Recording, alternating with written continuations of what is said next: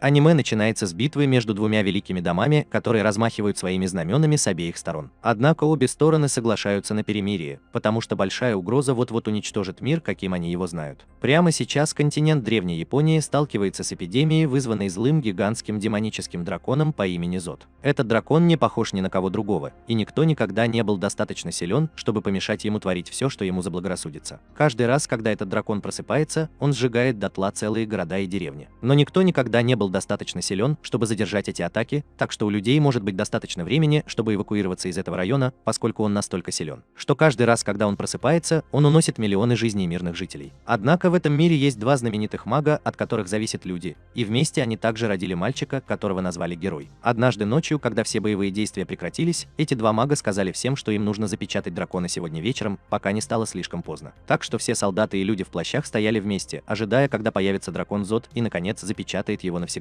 Как только взошла фиолетовая луна, мы увидели мать героя, знаменитую ведьму, известную своим невероятным мастерством владения мечом и двумя сочными надувными шариками. Она намеренно подставила себя в качестве приманки, притворяясь, что жертвует собой, чтобы привлечь драконью пилу, так как было сказано, что легендарный Зод тоже любит сочные шарики. Пьет точно так же, как и мы. Когда она начинает звать на помощь, из земли вырастают два когтя, а вокруг ритуала образуется гигантская тень, и Зод наконец снова просыпается. Когда он это делает, он издает гигантский вопль и продолжает атаковать мать Хиро. Но в этот момент она быстро использует заклинание. Высвобождая, она сама надевает цепи на дракона и достает свой меч. В этот момент отец Хиро по имени Бира превращается из одного из солдат в свою истинную форму и начинает церемонию поднятия потолка. Вместе они начинают процесс поднятия потолка, образуя гигантские защитные пузыри вокруг зверя. Однако во время этого процесса в спину Бира попадает стрела, из-за чего он падает и истекает кровью. Однако он настаивает на том, чтобы они оба продолжили церемонию поднятия потолка, где дракон никогда не ответит за свои преступления. А пламя Зота уничтожит все души и поглотит землю. Однако Зод вырывается из магии потолка и называет Бароу жалким нагишом, а затем нападает на своего сына-героя. Но пока Зод пытается атаковать, его отец использует заклинание своей рукой, спасая мальчика, но это приводит к тому, что у мальчика и дракона остается постоянный шрам на груди. И сразу после этого дракон использует свое пламя, чтобы уничтожить всю церемонию. И все разлетается вдребезги, оставляя в живых только героя, благодаря защитному заклинанию его отца. Прошло много лет, и теперь герой немного повзрослел и стремится отомстить всем, кто предал его отца, а также хочет убить дракона, который уничтожил его семью. Героя можно увидеть бродящим по разным местам. Он закутан в плащ и несет на спине гигантский меч. Он продолжает идти, пока не прибывает в новый город, где стражники проверяют всех перед входом.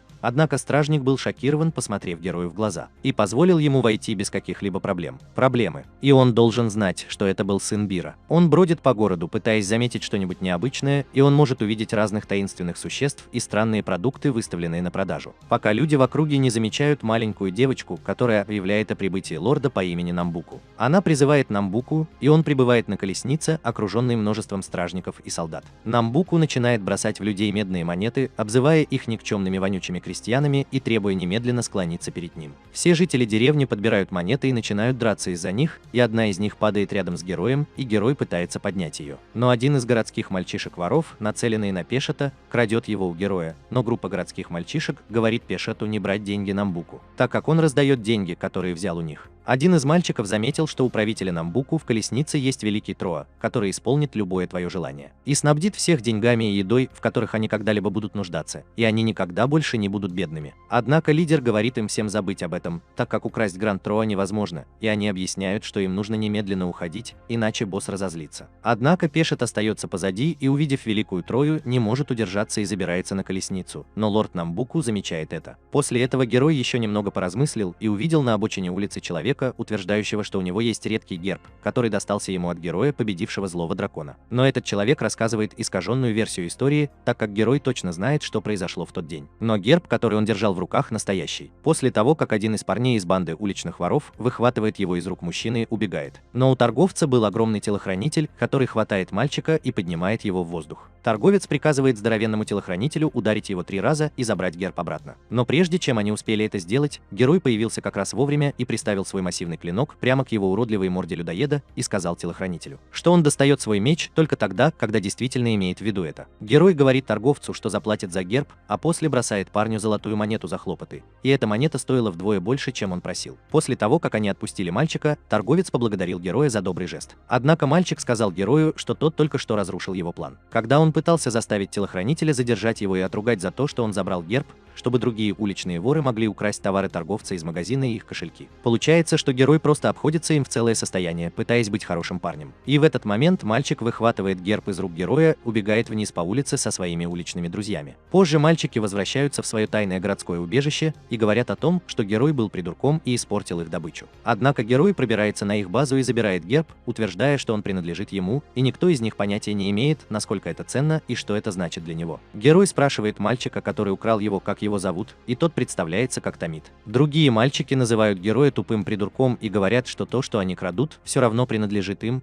поэтому герой убегает. И все мальчики начинают преследовать его по крышам и переулкам. Тем временем еще один таинственный человек по имени Джиру, большой страшный Джиза со шрамами на лице, тоже был на рынке и шпионил за окрестностями. А затем спрашивал незнакомцев, не видели ли они мальчика с большим мечом по имени Герой с рисунком главного героя на листе бумаги. Но никто на рынке не помнит, чтобы видел этого мальчика. Однако компаньон Джиру говорит Джиру, что он и так уже украл у них слишком много и что это первый городской герой, который скорее всего приедет навестить первого. В большом особняке на другом конце города Нанбука устраивает роскошный ужин для своих гостей. Несмотря на то, что он выглядит как простой торговец, истинное лицо Нанбука раскрывается, когда он заставляет своих гостей продавать их ценные магические предметы. Среди городской элиты растет беспокойство, поскольку они опасаются последствий роста цен и потенциальных беспорядков. Напряженность усиливается, когда неуклюжий слуга, который ранее приветствовал Нанбука, случайно разбивает редкий кувшин. Лорд города возмущается потерей, но прежде чем он успевает выразить свое разочарование, вооруженные охранники Нанбука быстро вмешиваются с обнаженными мечами, готовые исполнить волю своего хозяина. По мере того, как в особняке нарастает напряженность, девушка раскрывает Гранд Троа, предлагая партнерство с Нанбука. Соблазненный предложением, но опасающийся за свою репутацию, колеблется. Внезапно к нему подбегает миниатюрное существо, похожее на дракона, и хватает кристалл своим языком. Девочка, быстро среагировав, использует свою магию, чтобы открыть потолок, в результате чего и существо, и Пешет падают сверху. На следующее утро Пешет оказывается связанным на городской площади, ожидая казни. Герой вмешивается как по маслу и останавливает казнь с легкостью, с которой можно потренироваться. Солдаты Нанбука приближаются, но герой расправляется с ними без особых усилий. Разъяренная девочка обрушивает свою магию молнией на героя, который ловко уклоняется от ее атак. Как только ситуация обостряется, появляется крепкий незнакомец, спасающий героя от беды. Улучив момент, девочка хватает Гранд Троа, но герой смело заявляет, что это собственность его отца, и Нанбука начинает беспокоиться. В отчаянном порыве девочка направляет магию Великой Трои, направляя мощный заряд в сторону героя. Благодаря быстрой реакции герою удается отразить атаку, но не раньше, чем девочка попадает под удар. Сила толкает ее к горе, вызывая мощный взрыв, который разрушает ее вершину. Когда пыль оседает, печать на Даганзоте и эмблема на груди героя загораются. Ослепленный жаждой мести, герой обрушивает шквал атак на колоссального дракона, но безрезультатно его усилия легко пресекаются. Как только кажется, что надежда потеряна, Джиру бросается на помощь своему другу. Солдаты, осознав тщетность своих попыток противостоять Дагонзоту, в отчаянии направляют свои стрелы на героя и Джиру. Однако, прежде чем стрелы успевают попасть в цель, легендарный дракон неожиданно прикрывает дуэт, удивляя всех своим защитным жестом. В приступе ярости Дагонзот обрушивает свою ярость на город, уничтожая все на своем пути, прежде чем исчезнуть в тени. В то время как мужчина рядом с Нанбука кипит от гнева, Нанбука удовлетворенно ухмыляется, наслаждаясь страхом, который он внушил. Он наслаждается осознанием того, что люди теперь требуют его защиты после такого ужаса. Затем сцена переносится в убежище воров, где герой лежит без сознания. Джуру рассказывает о событиях десятилетней давности, когда родители героя пытались закрыть буферную зону Дагонзот. Выбранное место было стратегически расположено в сердце 3 могущественных королевств. Мать героя Кисматит пожертвовала своей душой, чтобы выманить дракона, в то время как лорд Бароу владел своим сокровищем на потолке, а герою помогало священное зеркало. Вместе со 100 элитными магами они начали ритуал на потолке. Но, к сожалению, их усилия оказались напрасными. Несмотря на вмешательство Джуру, который спас героя, его родители и все маги пали жертвами всепоглощающего черного пламени Дагона Зота. Когда герой приходит в сознание, он немедленно отправляется на на поиски дракона, движимый неутолимой жаждой мести. Джеру пытается успокоить его, рассказывая, что он тренировал героя последние 10 лет и взял его под свое крыло. Тем временем Том IT недооценивает новообретенную силу героя, но решимость героя остается непоколебимой. Он расспрашивает Томита о местонахождении Нанбука, но Том IT отмахивается от расспросов.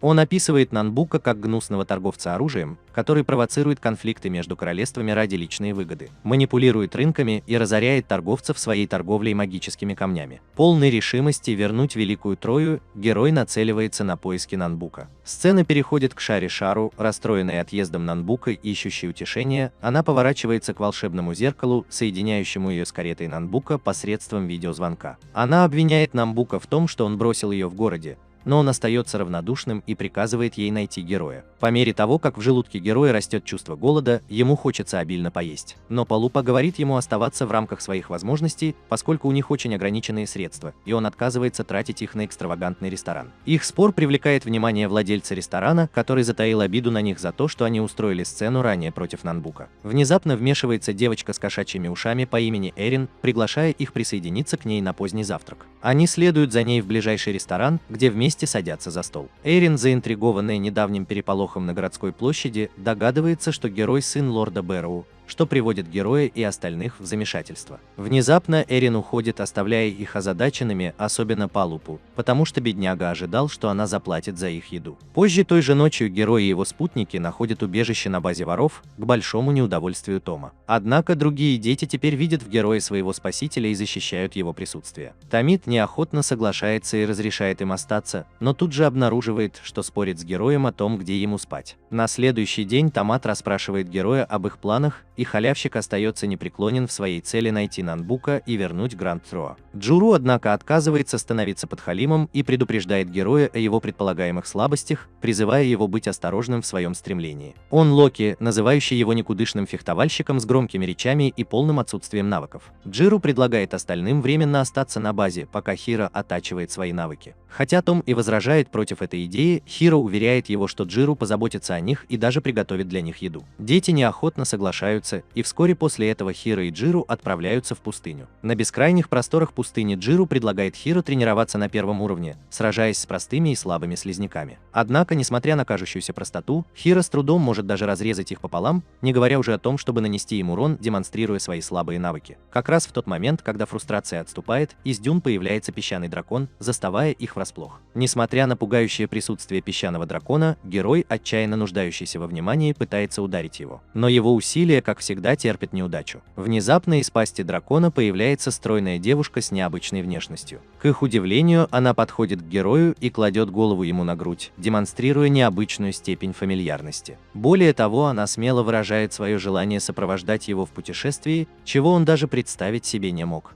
Паника Калупы становится ощутимой, когда незнакомая девушка-сирата представляет ее, в то время как герой выглядит явно взволнованным. Прежде чем они успевают полностью осознать ситуацию, Джуру начинает атаку на Сирата, но только для того, чтобы быть сдержанным вмешательством героя. Странное поведение Сирата продолжается, поскольку она занята тем, что подбирает что-то со дна пустыни. В то время как остальные видят возможность сбежать обратно на свою базу, где герой берет на себя ответственность и готовит для них еду. Позже, погруженный в свои мысли, герой обнаруживает, что размышляет о необычном присутствии Сирата. Том это дразняще намекает на то, что он отчаявшийся одинокий парень, который должно быть влюблен в нее, что вызывает раздраженную реакцию героя. Несмотря на свое раздражение, герой не может избавиться от чувства беспокойства по поводу очевидного одиночества Сирата. Том это дает ему некоторую перспективу, напоминая ему, что они тоже одиноки без своих родителей, выражая соболезнования в связи с потерей героя, даже если это случилось очень давно. Тем временем в городе Шарашару и ее солдаты продолжают поиски героя, безуспешно прочесывая каждый уголок. Внезапно, к их удивлению, перед ними появляется Сирата, добавляя еще один слой таинственности к и без того запутанной ситуации. Сцена меняется на плавучий дворец, расположенный в стране, где надежды умирают. Внутри Нанбука главный организатор многих зловещих сделок просматривает торговые отчеты и инструктирует доктора Бахарапу подготовить оружие для надвигающейся войны в своей лаборатории. Несмотря на неотложные дела, доктор Бахарапа по какой-то неизвестной причине выражает беспокойство за благополучие Сирата.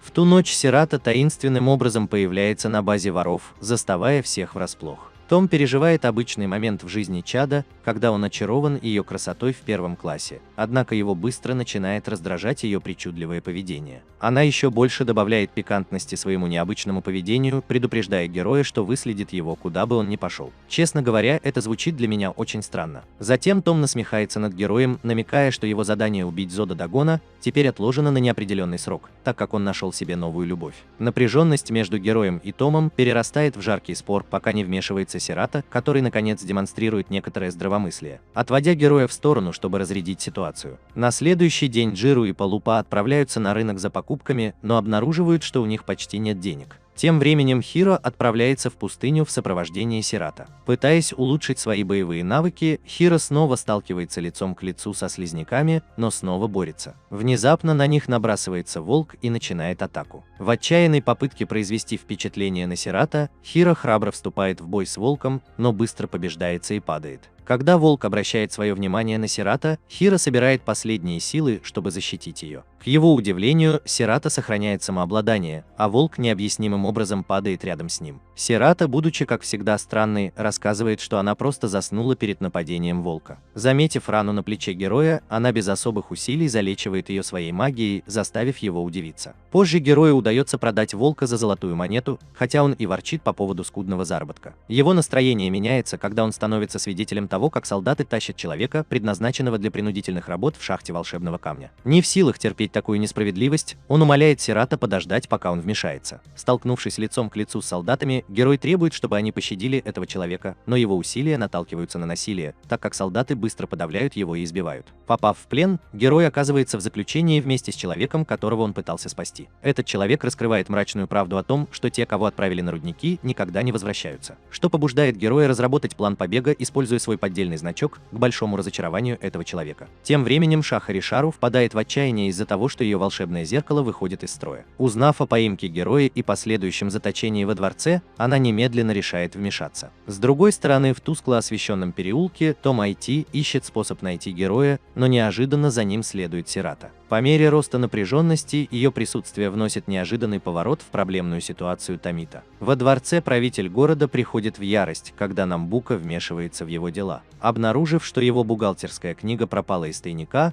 правитель понимает замысел Томата. Под угрозой его ультиматума разоблачить его злодеяние, лорд сталкивается с дилеммой. Позже Томат и Сирата попадают в засаду королевской стражи. К счастью, Джуру и Палупа прибывают как раз вовремя, чтобы забрать Грозбух, что позволяет им добиться освобождения героя и других заключенных. На следующий день герой пытается уволить Сирата, убеждая ее оставить его заниматься своим обучением. Однако Сирата упорно продолжает следовать за ним, и герой больше не может выносить ее странностей, особенно во время его так называемого обучения. В попытке обеспечить ее, герой предлагает ей золотую монету, чтобы купить еды. Тем временем Сирата встречает Аарона, который приглашает его в определенное место. По мере того, как герой тренируется, он все больше расстраивается из-за повторяющейся задачи сражаться со слизняками и умоляет Джеру уйти, но получает оскорбительный отказ. С другой стороны, Сирата сопровождает Эрина к горячему источнику, где Эрин рассказывает слухи о его целебных свойствах. Однако она поясняет, что хотя вода может залечивать раны, она не может воскрешать мертвых. На другом берегу озера Шарашару наблюдает за их взаимодействием, привлекая внимание Эрина. В другом месте Томат и Палупа натыкаются на листовку с рекламой квеста, предлагающего награду в 300 золотых монет за поимку монстра. Уверенные в своих силах, они вместе с Джиру отправляются на тренировочную площадку, только для того, чтобы застать врасплох Джиру и героя, сцепившихся в схватке. Джиру проводит грубую проверку реальности, заявляя, что уверенности героя исключительно в Великой Троа будет недостаточно, чтобы победить Дагон Зота. Он подчеркивает необходимость овладения множеством навыков,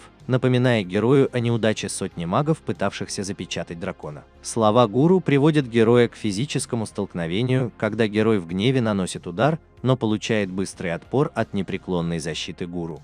Палупа и Томит спешат к Хиро, чтобы проведать его, в то время как гуру объявляет о своем намерении отвезти Хиро в лечебницу. Источники для лечения. По пути охранники Нанбука наблюдают за их группой, когда они направляются к целебным источникам. Когда Хиро испытывает на себе чудесную целебную силу источников, он ошеломлен их мощью. Тем временем Шаришару обнаруживает присутствие героя и отдает команду. Джару говорит герою, что их путешествие включает в себя нечто большее, чем просто обучение. Впереди нас ждет множество задач, и герой должен продемонстрировать непоколебимую решимость добиться успеха. По сигналу Шарашару солдаты пробуждают гигантского осьминога, который начинает бушевать в округе, захватывая Сирата на своем пути. Аарон быстро уходит, оставляя сцену позади, в то время как монстр сеет хаос, нападая на всех, кто находится поблизости, даже на саму Шаришару. Решительным шагом Джуру бросается вперед и побеждает монстра, спасая положение. Тем временем герой ищет Сираты и находит ее у озера. Почувствовав момент, когда они вместе, Полупа и Томат незаметно оставляют их наедине, переключая свое внимание на что-то другое. Усмирив монстра, они привозят его в город, только чтобы обнаружить, что первоначальное объявление было уловкой, организованной Шарашару для поимки героя. Не растерявшись, они вынашивают план продать монстра богатым покупателям, надеясь профинансировать поиски брони для героя. Однако желаемая броня оказывается слишком дорогой,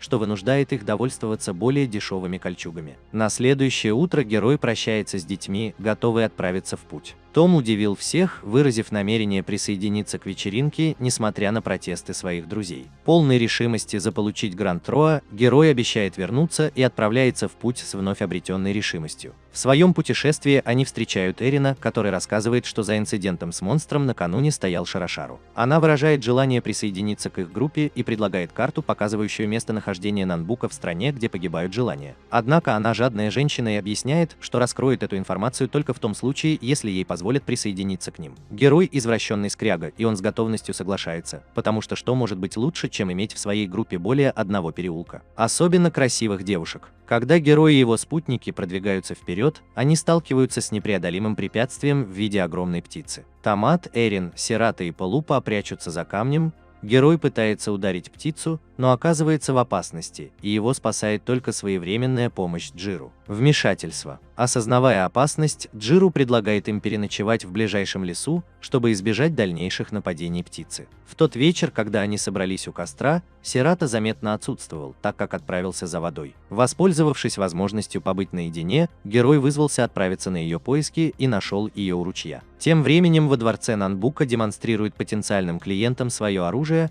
в том числе и свое последнее творение. Довольные демонстрацией, клиенты покупают оружие за кристаллы. Без ведома Нанбука, Шарашару наблюдает за сделкой через свое волшебное зеркало. Но ее настроение быстро портится, когда она узнает о нападении птиц на героя и его спутников. Нанбука рассказывает о существовании огромной птицы, известной как Соколиный глаз, что приводит Шарашару в отчаяние. Она пытается подкупить его своей миловидностью, но он строго приказывает ей найти героя и угрожает, что если она потерпит неудачу, он отречется от нее. Тем временем, пока герой и его отряд продвигаются вперед, Соколиный глаз возвращается, чтобы следить за ними сверху, когда они прибудут на соляное поле. Внезапно появляются Шарашару и ее солдаты, устраивая неожиданную засаду на героя и его спутников. Они оживляют 3 огромных големов и натравливают их на группу. Джуру готовится сразиться с големами в бою, в то время как герой, движимый внезапным порывом, в состоянии безумия бросается на Шарашару. Однако его безрассудный поступок оборачивается катастрофой, поскольку Шарашару наносит ответный удар своей молниеносной магией, в результате чего герой мгновенно падает.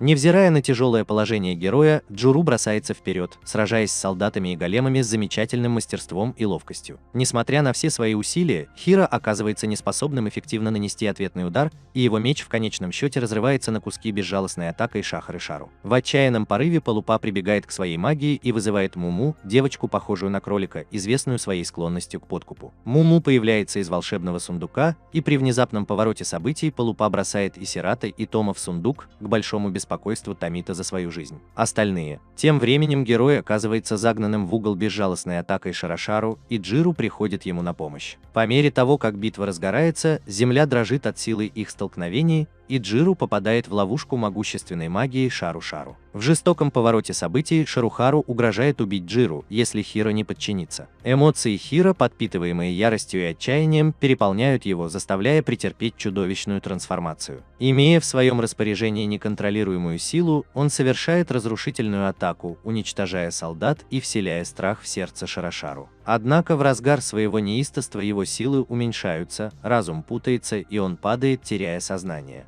Когда герой приходит в себя, он оказывается лицом к лицу с Нанбука и его подчиненными. Но его ослабленное состояние оставляет его дезориентированным и неуверенным в том, что его окружает. В его сознании мелькают воспоминания о странном видении, когда он был без сознания. Тем временем Муму в волшебном сундуке появляется снова. Сирата отправляется на поиски героя, а Палупа неохотно расстается с крупной суммой, чтобы выполнить требования Муму. В другом месте Нанбука встречается со своим покупателем, человеком, разодетым в роскошные одежды, жаждущим ознакомиться с предложениями Нанбука. На заднем плане зеленый орк привязан к кресту, а рядом трое мужчин закованы в кандалы. Без их ведома доктор готовит свое изобретение, когда внезапная вспышка красного света окутывает орка и людей. К их удивлению, индивидуумы сливаются в чудовищное существо, вызывая чувство похвалы у женщины, ставшей свидетельницей успеха Нанбука в объединении людей в единое целое. Орк. Пока герой тайно наблюдает за происходящим, доктор выражает свое разочарование из-за просчета, ожидая, что монстр окажется сильнее. Внезапно герой выходит из тени, противостоит Нанбука и вызывает его на дуэль.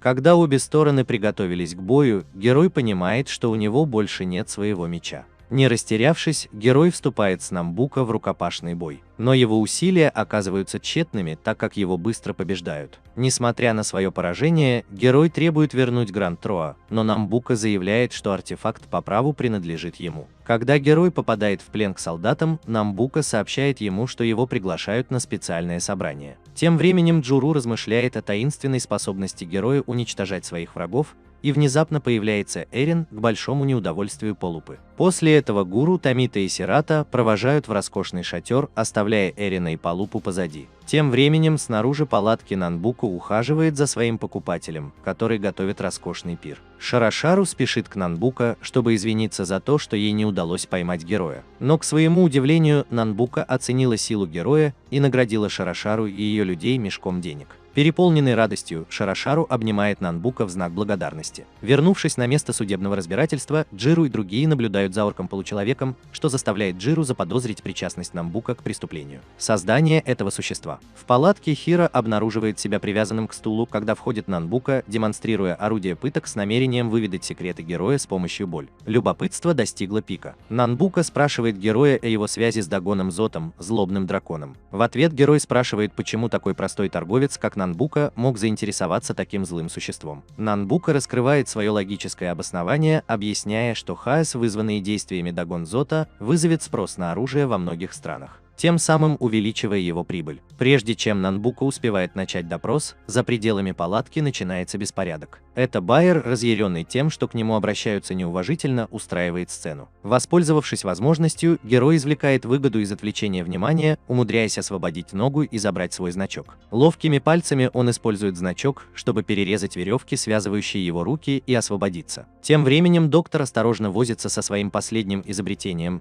но его сенсоры обнаруживают присутствие Сирата поблизости. Озадаченный отправляется выяснять, где она находится. Внутри палатки герою удается высвободить руку из веревки, хотя он спотыкается, так как его левая рука остается связанной. Внезапно в палатку входит доктор со своим цензором, и его застает врасплох запах героя, напоминающий ему о Сирата. Он спрашивает о местонахождении Сирата, не подозревая, что герой тайно перерезает веревку на его руке. Снаружи палатки Шахета Шару, а солдаты веселятся на вечеринке, празднуя предполагаемую благосклонность Нанбука. Тем временем доктор по-прежнему скептически относится к предполагаемому интересу Сирата к сердцебиению героя. В конце концов, герой освобождает свою руку и пользуется возможностью встретиться с доктором лицом к лицу. Несмотря на настойчивые рассуждения доктора о связи Сирата и героя, герой понимает, что судьба Сирата переплетена с его собственной. Доктор, признавая эту связь, умоляет героя позаботиться о Сирата. Однако герой выражает сомнение, опасаясь, что не сможет выполнить это обещание, несмотря на пытки Нанбука. В неожиданном повороте событий доктор предлагает герою яд, предлагая его как средство воссоединения с Сирата за пределами их нынешних трудностей. На первом этапе мальчик колеблется, пытаясь осознать серьезность своего решения, прежде чем наконец принять яд.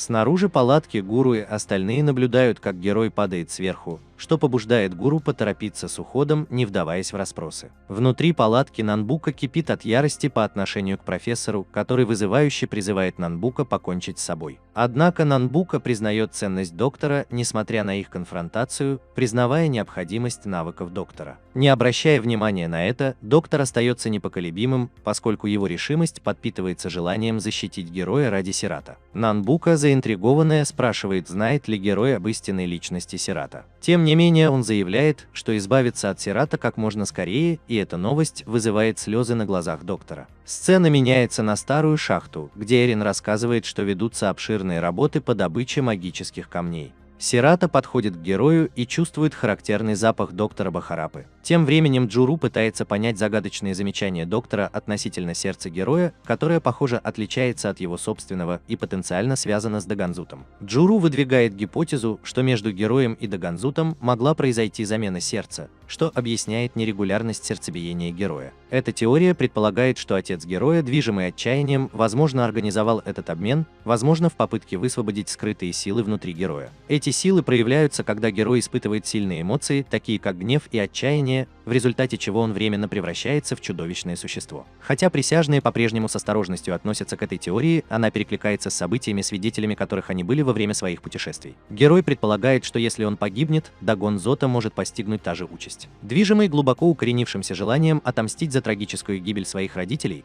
герой решает встретиться лицом к лицу со своей смертностью. В порыве катарсиса он дает волю своей сдерживаемой ярости и выбегает наружу. Джиру и Палупа следуют за ним, но попытка Аарона сопровождать их пресекается Тамид, которая считает это дело слишком личным, чтобы вмешиваться в него. Тем временем во дворце Шаришару наслаждается подарком, преподнесенным ей Нанбука. Однако ее беспокойство заставляет ее использовать свои крылатые глаза, чтобы тайно следить за передвижениями героя. Когда герой достигает заброшенной деревни, Джиру внезапно вспоминает, что его явно ошеломило. Тамид замечает жуткую атмосферу деревни, что побуждает Джиру подтвердить свои подозрения и призвать остальных оценить ущерб, прежде чем принимать какие-либо решения о том, чтобы остаться. Исследуя деревню, Джуру сталкивается с навязчивым видением из своего прошлого. Он видит силуэт своего детства, вызывая воспоминания о мучительных испытаниях, которые пережили его родители. Они подвергались пыткам и преследованиям, потому что его мать была человеком, в то время как его отец был похож на чудовищное существо. Жители деревни монстров подозревали, что его мать была причиной несчастья деревни. Несмотря на обвинения, мать Гуру стойко защищала его отца. В трудный момент отец Гуру окликнул его, преподав вечный урок о том, что истинный герой никогда не покидает благородного, потому что, к сожалению, родители Гуру были несправедливо казнены вместе, что оставило глубокий след в душе Гуру. В другой части деревни Тамич продолжает свои исследования и натыкается на груды безжизненных тел. Над ним притаившийся монстр наблюдает за его передвижениями, а затем внезапно нападает. Джиру переполняют воспоминания о прошлом. Он вспоминает героические действия Бароу, которые спасли его, а также тот нежный момент, когда он впервые увидел юного героя. Внезапно Том мчится к ним, преследуемый уродливой смесью людей и орков. Несмотря на нависшую угрозу, герой делает шаг вперед, чтобы сразиться с монстром, но только для того, чтобы осознать свою глупость и то, что у него больше нет своего меча. Гуру с молниеносной точностью взмахивает мечом, отражая натиск монстра и защищая своих товарищей от вреда. Герой, осознавая собственную уязвимость, предупреждает Гуру, что ему еще предстоит полностью оправиться от предыдущего испытания. Когда монстр переключает свое внимание на героя, Том умоляет его использовать свою форму Дагона Зота для защиты. Однако, несмотря на все его усилия, герой изо всех сил пытается трансформироваться, что делает его уязвимым для нападения существа. В решающий момент монстр начинает разрушительную атаку на героя, что вызывает настоятельную просьбу Тамита. Однако, когда опасность возрастает, Джиру вмешивается еще раз, приходя на помощь герою и быстро расправляясь с чудовищным врагом. С другой стороны, Эрин встречается с Шарашару, чтобы встретиться со злым торговцем. Эрин оказывается крысой, когда она сообщает Нанбука, что герой владеет сердцем Дагона Зота. Торговец сначала отказывается ей верить, но она говорит ему, что ее работа – распространять ценную информацию в обмен на деньги. Впечатленный Нанбука дарит ей дорогой предмет, а позже он вызывает Шарашару только для того, чтобы приказать ей убить героя. В оживленной деревне Рукана Том Айти оказывается очарован ее оживленной атмосферой, несмотря на то, что она находится на окраине. Палупа объясняет, что деревня процветает благодаря своему стратегическому расположению. Герой выражает желание приобрести новый меч, но Джуру предлагает продать крокодила первого, прежде чем делать какие-либо покупки, предупреждая Хиро, чтобы он был внимателен к своим финансам.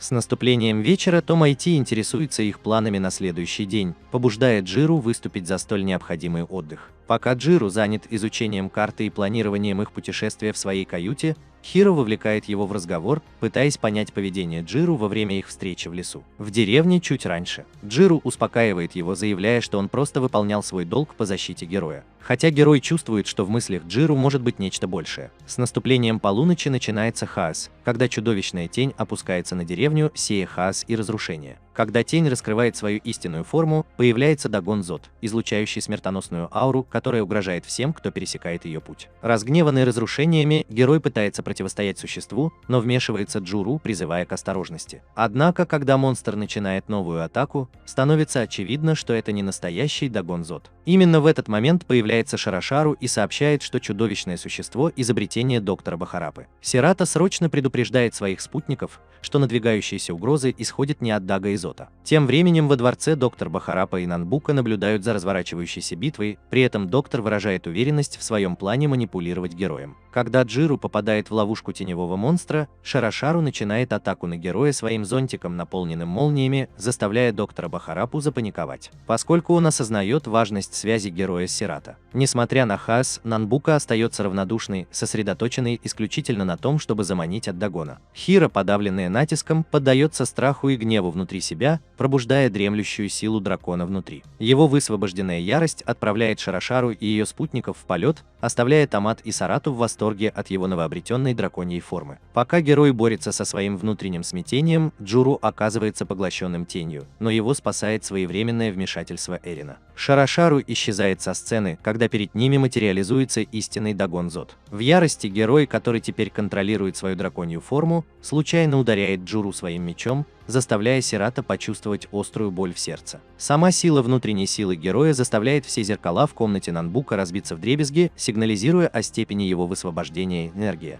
В конце концов, герой приходит в себя, а Дагон Зод медленно угасает. Нанбука понимает, что для поимки Дагона Зота он должен сначала подчинить героя, оставив Джиру беспомощно лежать на земле. В то время как герой и его спутники бросаются к нему, переполненные эмоциями. Пока герой присматривает за Джиру, который остается без сознания в общежитии, Сирата присоединяется к нему, предлагая молчаливую поддержку. Тем временем на кухне Полупа выражает недовольство вкусом приготовленной им еды. Внезапно Джиру просыпается, принося Хиро чувство облегчения. Несмотря на свое выздоровление, Джиру замечает запах стрипни Полупы, признавая его старания. Чувство вины Хиро сильно давит на него из-за его нападения на Джиру, но и Джиру, и Полупа заверяют его, что это был его Даг в форме, а не его истинное «я», которое ударило Джиру. Тем не менее, Хиро глубоко потрясен случившимся и опечален тем, что его другу причинили вред. Беспокойство героя растет по мере того, как Сирата объясняет опасность исцеления ран Джуру и потенциальный риск того, что драконья форма героя полностью завладеет им. Страх потерять свою человечность из-за дракона внутри него приводит героя в ужас. Джуру предлагает обратиться за советом к мастеру Тео, полагая, что он может разобраться в их ситуации, но он снова теряет сознание. Тем временем внизу Полупа и Муму спорят из-за дорогостоящего лекарства, необходимого для лечения Джуру. Муму рассказывает, что для этого лекарства нужны редкие травы серафурии,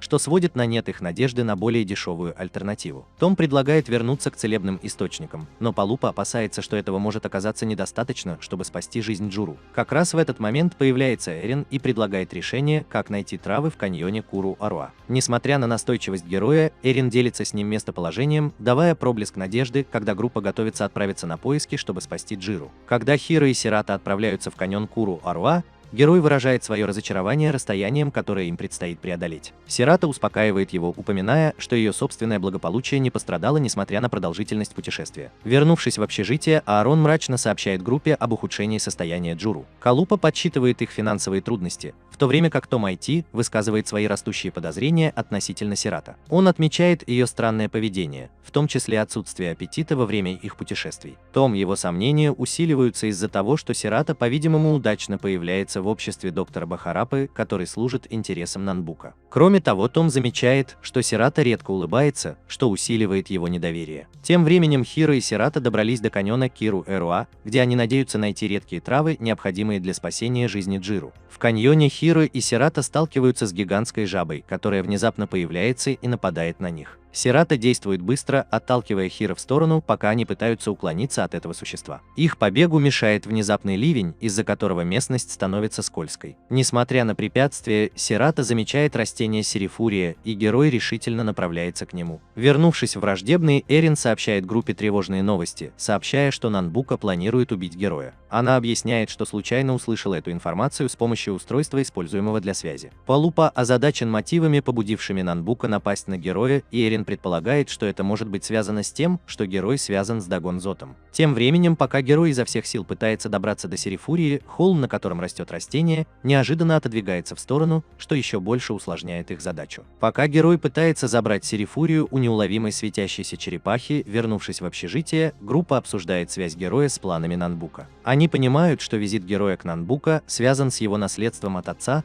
а также с тем фактом, что он носит с собой Серифурию, сердце существа, ответственного за смерть его родителей. Аарон усиливает их опасения, рассказывая, что Нанбука организовал мистификацию о поимке Дагон-Зота, намереваясь посеять раздор между тремя королевствами. Группа понимает, что эта дезинформация, скорее всего, приведет к увеличению заказов на оружие и броню, а также к росту цен на магические камни из-за монополии Нанбука. Халупа опасается, что эти события могут перерасти в войну по всему континенту. Тем временем герой продолжает бороться со светящейся черепахой, что побуждает Эрина предупредить группу о предстоящем все более трудном путешествии. Несмотря на потенциальные опасности, она отказывается от какой-либо награды за предоставленную информацию, просто попросив взамен чашку чая. В каньоне герой успешно извлекает Серурию, но когда он падает с панциря светящейся черепахи, Сирата ловит его, что приводит к моменту облегчения и общим улыбкам между ними. Вернувшись в общежитие, герой преподносит Джиру вареную Серафурию, и когда он съедает ее, появляются мистические огни, и Джуру приходит в сознание. Снаружи комнаты появляется Том Айти и делится тревожным сообщением с остальными. Он рассказывает, что детей в городе принуждают к добыче магических камней, что наводит на мысль о неминуемом начале войны. Когда они возобновляют свое путешествие, Томич признается Палупе, что потерял доверие к Сирата после того, как стал свидетелем ее плача в общежитии прошлой ночью. Теперь он больше верит в таинственную девушку, с которой они столкнулись ранее. Тем временем Том выражает свой страх перед надвигающейся войной и желание заполучить Великую Трою. Однако Джиру напоминает ему о важности поиска мастера Тео. Внезапно появляется достойный мужчина, и Джиру и Палупа опускаются перед ним на колени. Палупа представляется слугой Бароу, а мужчина представляется мастером Тео. Приход мастера Тео вызывает смешанные эмоции, так как он тепло приветствует Сирата, заставляя героя почувствовать укол ревности. Несмотря на кратковременный дискомфорт, они продолжают свое путешествие. Однако разреженный воздух оказывается сложным для всех, заставляя их задыхаться. Мастер Тео, всегда наблюдательный, замечает их борьбу и отмечает, что Бароу и Палупа, его ученики, похоже, никогда не сталкивались с подобными трудностями. Палупа приносит извинения за отсутствие подарка, в то время как Джуру почтительно заявляет о своем намерении обсудить что-то важное с мастером Тео. По мере того, как они углубляются в пещеру,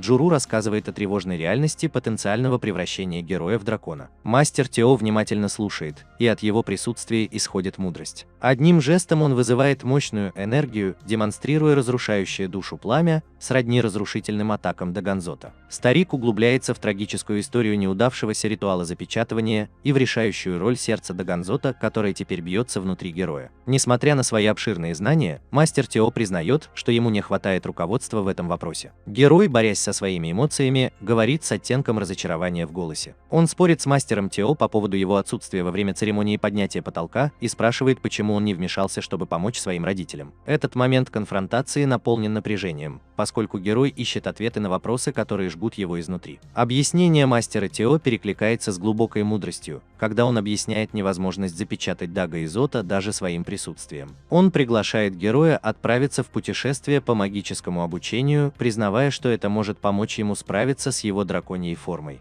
Когда они выходят из пещеры, мастер Тео создает задание для каждого члена группы, тонко ориентируясь на их сильные стороны и потребности. Шагнув вперед, герой сталкивается с трудной задачей, следуя по извилистой линии, чтобы найти прямой путь внутри своих шагов. Это метафорическое путешествие, призванное развить более глубокое понимание самого себя среди сложностей жизни. И все же, когда герой осваивает эту концепцию, он сталкивается с простым и глубоким упражнением. Сминает и разглаживает картинку, отражающую сложное путешествие самопознания и трансформации, в которое он вступает по факту. Палупа осознает, что пытается постичь глубину учений мастера Тео, пытаясь постичь их значение. Тем временем Эрин прилежно следит за сообщениями из дворца Нанбука, и на сердце у нее тяжело из-за надвигающейся войны. По мере роста напряженности она опасается неизбежной вспышки конфликта. В разгар их тренировок Палупа призывает героя сохранять сосредоточенность, подчеркивая важность концентрации. Тем не менее, наставления мастера Тео принимают неожиданный оборот, когда он приказывает герою выбросить бумагу с изображением Сирата, вызывая протесты со стороны маленького мальчика, который цепляется за нее как за заветную вещь. Память. С подозрением относясь к зарождающимся отношениям между героем и Сирата, мастер Тео внимательно наблюдает за их взаимодействием. Посреди всего этого Джури возвращается со своей добычей, что свидетельствует о его доблести в дикой природе. Однако фокус снова смещается, когда мастер Тео направляет внимание героя на, казалось бы, трудную задачу – поднять камешек. Взгляд Сирата на золотую монету, красивый камешек, придает упражнению уникальный оттенок, подчеркивая ее точку зрения на кажущуюся сложность. Заинтригованный, мастер Тео дает герою указание бросить камешек в выбранное им место. Когда камешек брошен, он испускает слабый свет, что вызывает интерес мастера Тео. Почувствовав вызов, герой противостоит мастеру Тео, который с готовностью принимает вызов. Тем временем во дворце Шари Шару борется с чувством грусти и бурлящими в ней эмоциями. Несмотря на внутреннее смятение, она остается скромной, и когда ее слуга спрашивает о ее желаниях, она может только покачать головой в ответ. Она не в состоянии объяснить причину своей печали. Вместо этого она зовет Нанбука по имени, возможно, ища утешения или руководства среди своего внутреннего беспокойства. Перед пещерой мастер Тео делится мудростью о клинке Коку, демонстрируя его силу без физического присутствия меча. Герой поначалу настроен скептически, но тем не менее пробует технику, удивляясь сам себе, когда его атака попадает в камень. Несмотря на этот успех, Хиро по-прежнему не осознает значимости своего достижения. Тем временем во дворце делится тем, что Шару слабо взаимодействует со своей служанкой, прежде чем Нанбука вызывает его. Взволнованная перспективой, она с нетерпением направляется к нему навстречу. Внутри пещеры Джуру ищет совета у мастера Тео относительно героя. Тео описывает черты характера героя и утверждает, что хотя герой может и не преуспеть в фехтовании, его истинный талант заключается в магии. Джуру признает это, но выражает желание продолжить обучение героя фехтованию. Желая поддержать его, мастер Тео уверяет Джуру, что вместе они смогут дополнить сильные стороны друг друга, благодаря опыту Джуру в фехтовании и мастерству героя в магии. Когда Шари Шару прибывает во дворец, Нанбука поглощен наблюдением за своей машиной. Он сообщает ей, что у него есть для нее задание,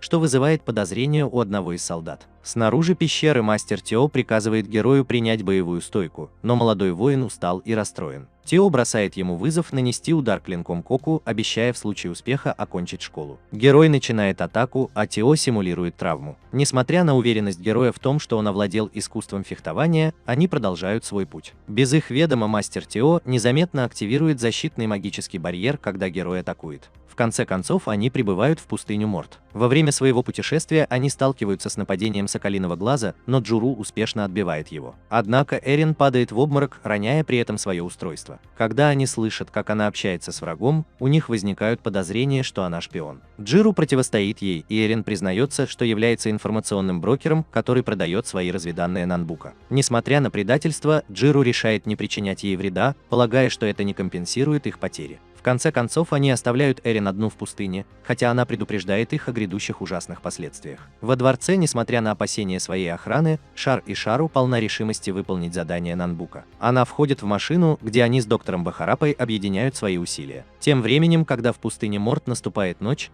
Хиро и его спутники жалуются на экстремальные температуры. Джуру напоминает им, что им нужно подготовиться к 3 ночам в пустыне, где температура резко колеблется между знойными днями и морозными ночами. По мере того, как они продолжают пересекать пустыню в условиях песчаной бури, группа сталкивается с трудностями. Тем временем в королевстве Сент-Амория рыцари готовятся к войне. Они верят, что Лодис и Зелфин заключили союз, и что Даганзот находится под их контролем. В пустыне у Хиро и его спутников заканчивается вода, а Палупа проваливается в песчаную яму. Внутри они сталкиваются с гротескным и грозным монстром. Джуру приказывает Палупе не двигаться, чтобы не погрузиться глубже, но несмотря на его усилия, Палупа впадает в панику и тонет дальше. Не имея возможности помочь ему, группа удивляется, когда Эрин, болтливая девочка, бросает веревку, чтобы спасти Палопу. Несмотря на то, что Палопа спасен, он продолжает злиться на Аарона, который объясняет, что они отдаляются от намеченного места назначения. В королевстве из Хельфов король молится уже 3 дня подряд.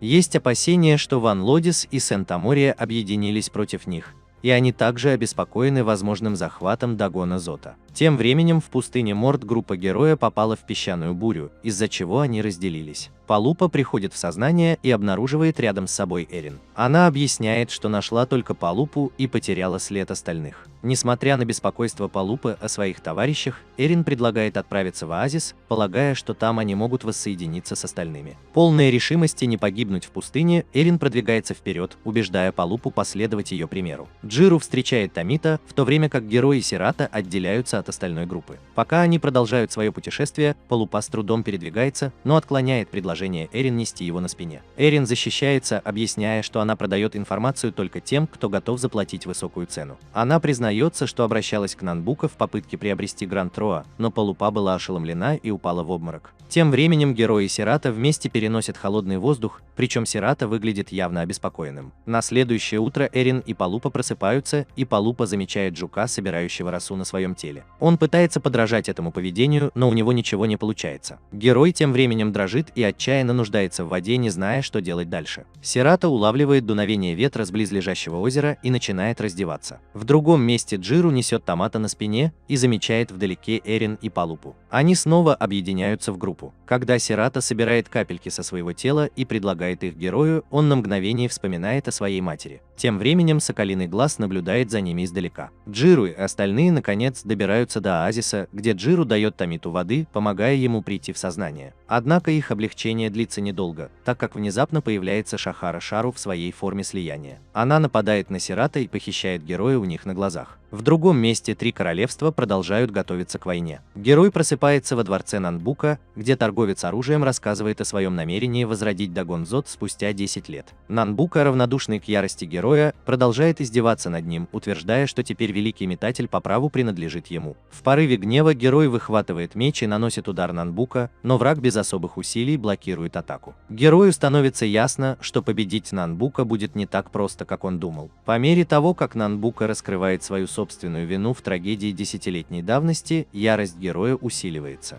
Он отказывается принять отрицание Нанбука относительно инцидента с переключением сердца, настаивая на том, что это действительно был его отец, лорд Барроу, который принял решение. Несмотря на свой гнев, герой нападает на Нанбука еще раз, но его быстро одолевают и снова выбрасывают в неумолимую пустыню. Откровение Нанбука и неудача героя тяжело давят на него, пока он пытается разобраться в правде.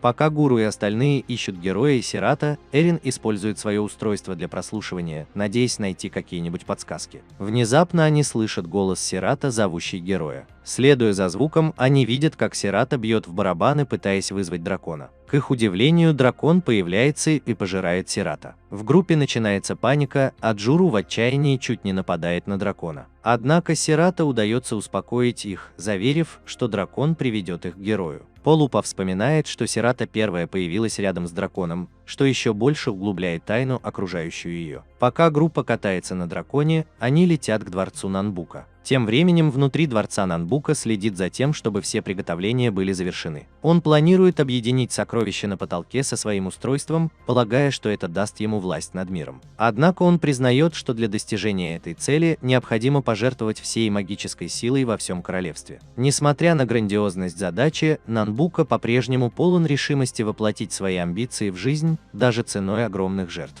Когда они прибывают в особняк Нанбука, Сирата и остальные оказываются перед зданием, напоминающим дворец Темного Лорда. Аарон объясняет историю дворца, подробно описывая его предыдущего правителя Герахиаса и его поражение от героя Далхулбарта. Несмотря на разрушенное состояние, дворец все еще хранит мощную магию, которой сейчас пользуется Нанбука. Однако их прибытие не остается незамеченным, так как при приземлении на них стремительно нападают, а дракон погибает на земле. Окруженной охраной, группа должна быстро разработать план, как избежать поимки. Гуру и остальным удается ускользнуть до того, как их обнаружат, но они не уверены в том, как действовать дальше. Доктор Бахарапа производит ошеломляющее впечатление, раскрывая истинную природу Сирата, волшебной марионетки, созданной по приказу Нанбука. Палупа потрясен этим открытием. Далее доктор объясняет, что создание Сирата связано с трагедией в Балбагоа, во время которой Нанбука имплантировала кристалл драконьей крови в свое тело. Однако, поскольку Нанбука не оценила красоту Сирата, он приказал ее уничтожить. В отчаянной попытке выжить Сирата заморозила озеро магмы и сумела избежать своей неминуемой гибели. Группа оказывается в сложной ситуации, когда они сталкиваются с Нанбука и Шарашару в комнате с гигантским кристаллом. Несмотря на предупреждение героя и мольбы уйти, его друзья отказываются покидать его. Сирата, проявляя бескорыстие, предлагает себя в качестве сдачи в обмен на освобождение героя. Однако Нанбука показывает, что ему нужны и Сирата, и герой для осуществления его грандиозного плана. Когда солнечное затмение отбрасывает тень на Балбагоа, зловещий план Нанбука достигает своей кульминации. С приближением небесных событий Нанбука намеревается использовать всю собранную магическую силу, чтобы объединить солдат из 3 королевств с сущностью Даганзота, создав чудовищное существо, еще более грозное, чем злой дух – сам дракон. Тем временем сфера, окружающая особняк Нанбука, плотно закрывается, запирая всех внутри. Шарашару, осознавая надвигающуюся опасность, направляет всю накопленную магическую силу доктору Бахарапе, веря, что Нанбука сохранит ей жизнь. Однако появляется Нанбука и рассеивает всякую надежду на спасение, объявляя, что все, кто находится в особняке, станут частью его грандиозного плана. После этого леденящего душу откровения ситуация становится слишком ясной для тех, кто попал в руки Нанбука. По мере того, как ситуация в особняке обостряется, первоначальная уверенность Шахарышару превращается в ярость, когда она осознает истинные масштабы предательства Нанбука. Тем временем Джуру противостоит доктору Бахарапе, пытаясь найти ответы на вопрос об источнике страха, который удерживает магию внутри. Доктор рассказывает, что его настоящее тело находится в Балбагоа, а нынешняя форма, в которой он обитает, всего лишь марионетка. Гордость Джиру быстро превращается в смятение, когда доктор Бахара нападает на него, в результате чего он теряет сознание. Нанбука, воспользовавшись возможностью, использует свою магию, чтобы вызвать Сирата и приказать ей подчиняться его приказам. Сирата, находящийся под контролем Нанбука, претерпевает радикальную трансформацию, становясь средством распространения террора. Однако планы Нанбука на мгновение рушатся, когда сердце Дагонзода внутри Сирата перестает биться. Несмотря на хаос и разрушающийся особняк, Палупа отчаянно ищет помощи у Муму. Однако Муму требует высокую цену за свою помощь, в результате чего Палупе и остальным приходится объединять все имеющиеся у них ресурсы в отчаянной попытке выжить. Поскольку внутри сферы царит хаос, Муму готовится выстрелить из волшебной пушки, надеясь создать лазейку для их побега. При мощном взрыве пушка пробивает сферу, позволяя Палупе, Джиру и остальным укрыться в Балбагоа.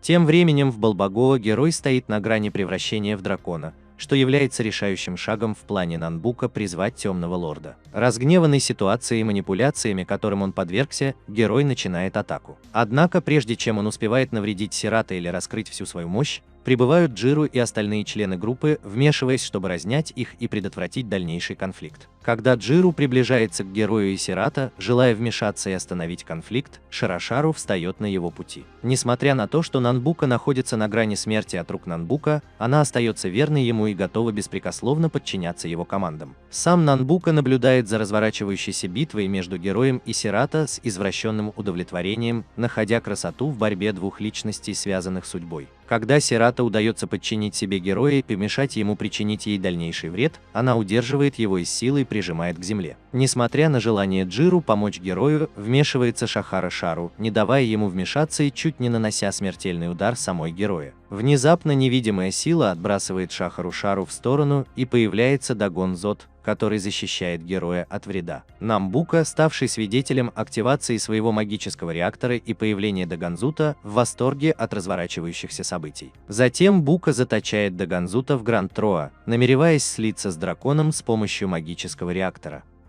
Когда начинается процесс слияния, от Бабаоа исходит огромный прилив энергии, сигнализирующий о начале слияния. Однако вместо того, чтобы использовать солдат, как планировалось, Нанбука решает пожертвовать собой, чтобы завершить слияние с Дагоном Зотом. Когда доктор Бахарапа становится свидетелем неожиданного поступка Нанбука, он осознает всю серьезность ситуации. Герой, движимый приливом энергии от своих родителей и других поглощенных жизней, пытается контратаковать, но Нанбука легко одолевает его, заставляя рухнуть на землю. Несмотря на все свои героические усилия, герой терпит поражение под безжалостным натиском Нанбука. Чувствуя всю серьезность ситуации, Эрин и Томат умоляют доктора Бахарапу вмешаться и остановить Нанбука. Осознавая серьезность момента, доктор приказывает им вернуть магический реактор и прервать продолжающийся ритуал. Когда Сирата приходит в сознание, она обнаруживает, что герой все еще лежит уязвимая, в то время как Нанбука готовится нанести последний удар, используя истинную силу Даганзута. Тем временем доктор Бахарапа, Эрин и Томайти действуют быстро, чтобы взять под контроль реакторы и начать их разрушение. Благодаря их своевременному вмешательству баланс сил нарушается,